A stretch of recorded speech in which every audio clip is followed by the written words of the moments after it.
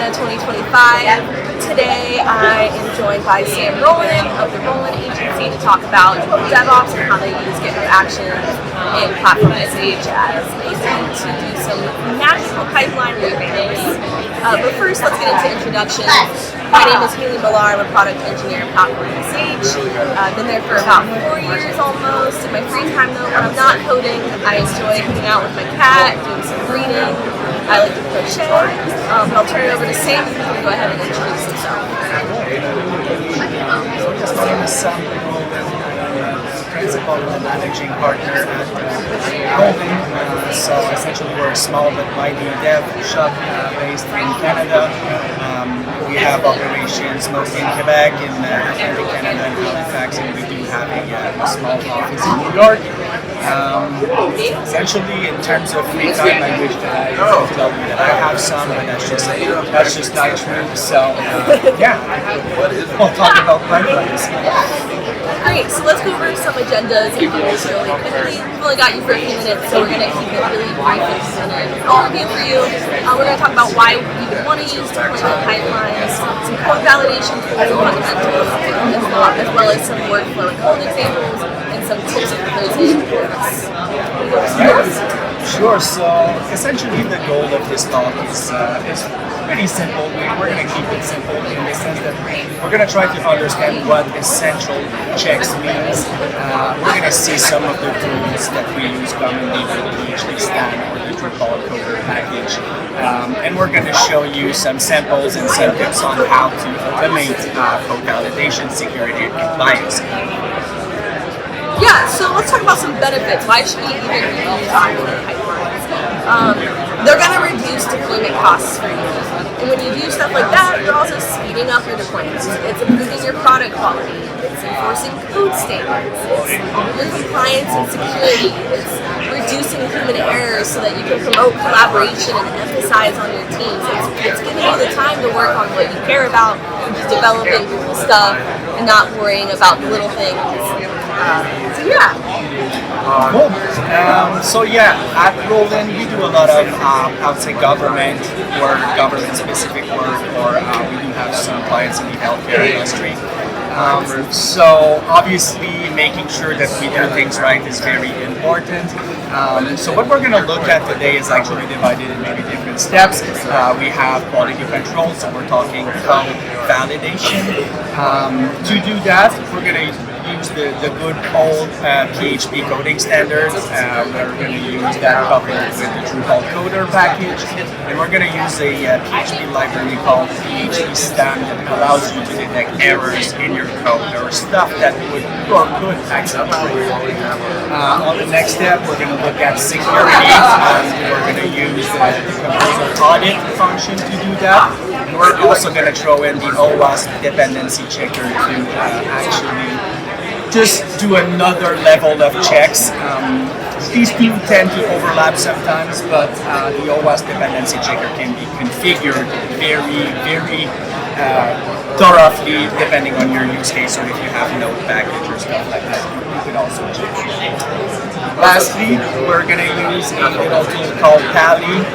So in terms of compliance, what's very important for us is usually accessibility, so we want to make sure that the resources are accessible to everyone. Tally will allow us to check that and make sure we're doing great in that sense. But first, we need to make sure our project is connected to Platform.sh. So if you're looking to create a project or get started on Platform, it's really easy. We're an infrastructure as a code-first company. So you're going to want to create a Platform app enable file in your directory of the project. You're going to want to create some routing and services files. But it's pretty easy. Once you get those things set up, you're able to connect to the platform with a really easy command line integration and add, and then you're good to go. If you're interested and you want to know more, we've got our QR code right here. Additionally, we need to set up GitHub and our workflows really quickly before we get into the nitty-gritty of what Sam's going to talk about. So before we even get started on GitHub Actions, we want to talk about how you're going to need to set up your CI/CD pipeline, which we just want to specify on dev and staging branches. We're going to push, and on pull requests, we're going to do main. All right, so getting into the heart of the topic, as Haylee just said, so what we first do is we create just a file to have our GitHub action running. And then after that, the next 2 or 3 slides we're going to show is essentially the same pipeline. We just decided to divide it into 3 different sections to make it kind of easier to understand. So we have some code examples here that you can see. Obviously, we don't need to explain or go through all of the lines of code. What I want to tell you is we added a fancy QR code here to the left of the screen. And if you scan that, you will have access to a GitHub we've set up for this demonstration, and you will have a code sample that you can actually use and play with and adapt to. So if we look at what's happening here, so what we're doing is we're creating a job, and the way that it works is GitHub will actually assign a worker and will just execute a series of steps. And that's what we're seeing here. So essentially it's just going to check out our code, it's going to spin up a PHP instance, it's going to spin up a Linux server, download the Composer dependencies, and then it's going to start running our checks to make sure that our code passes the different types of validation we want to do. Now, on the next slide is just the second step. So what's really cool here is we've really divided code quality, security, and accessibility in 3 different steps. So if ever the first step fails, we're actually not going to get into that second or third step.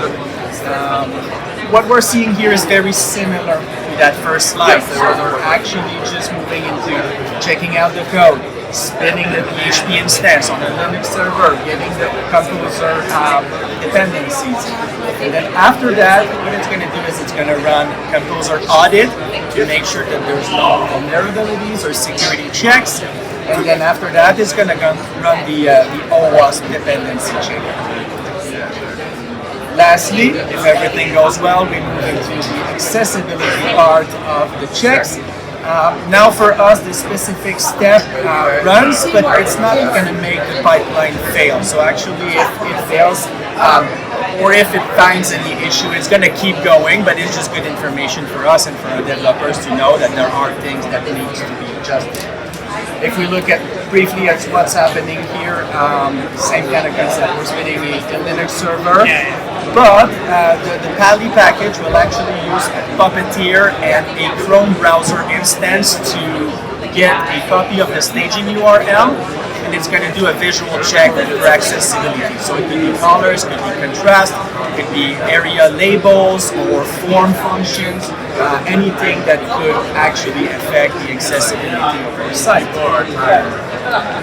Now, lastly, this step is very optional, but it's just something that we like to throw in, is we just created basically a mailer that if the pipeline fails, it's going to send an email to whoever's the stakeholder or the quality assurance specialist in your team. We're going to tell them, hey, we had a fail in this pipeline, please check and make sure to fix the issues. That's about it.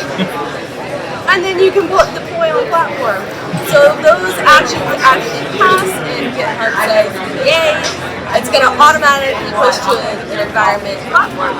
So we're able to give you kind of a code example here, and let's say run through the majority of it, so then you can maybe get a better idea of what we're looking at. Yeah, so what you're seeing here is actually a screen recording where I'm going to run this specific pipeline. And you will see my terrible editing skills. And since these things, they do take a couple minutes to run, I had to speed up the video very fast. So I'm going to try to walk you through what's happening. The first thing is, I made a push, a new Drupal site on the repository, and then the pipeline started running. What's really funny is actually, I did that as a test, and it was Drupal 11.4, and just in a matter of the day that I created the demo, there was actually a CVE that got released, and so the security pipeline did fail. So what you just saw was actually me running Composer update and updating Drupal to the latest version to actually fix the security issue that this pipeline found. So it just goes to tell you how much important these checks are when you're in a live situation and working with live clients. This specific pipeline, just in a matter of minutes, did actually avoid us to deploy a security issue in a production environment. So what it's doing right now is I did the composer update and then I repush the new update, and we're just going through that same pipeline. You can see that we have the quality steps. We now have security step passed. What we're doing now is the last step where it's going to spin up the Chromium browser instance and it's going to run the accessibility. So everything passed. You can see that it's going to deploy on Platform.sh automatically. So this is where the magic comes in.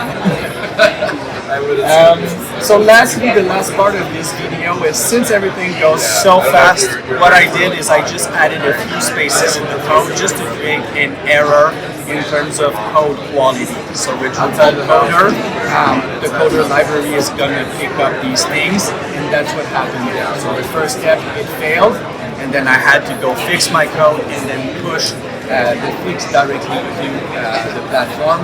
And now, once the issue has been fixed, that same pipeline again, we can see that quality has successfully finished, security has successfully finished, and then moving on to the last step. Like you said, there will be time. And then we're going to check the accessibility. Now, obviously, this demo is a brand new Drupal website, so it's not going to find any accessibility issues, but they're very easy to squeeze in usually on an operation. You can see the full pipeline that was successfully deployed on the website. Nice. Yeah. And then if you missed it, it pushed the platform. We saw platform really quickly, and it was able to dynamically generate that URL for you to then go and actually look at the website and thrive in its environment, which is really powerful. Because then you can give that to a customer to give them tangible results or work on a feature together. What's happened at the shameless plugs?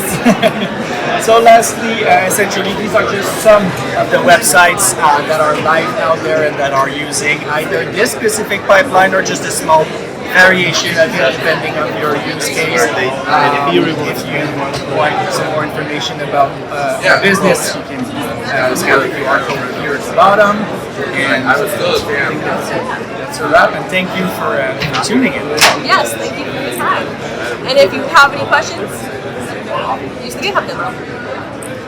Thank you.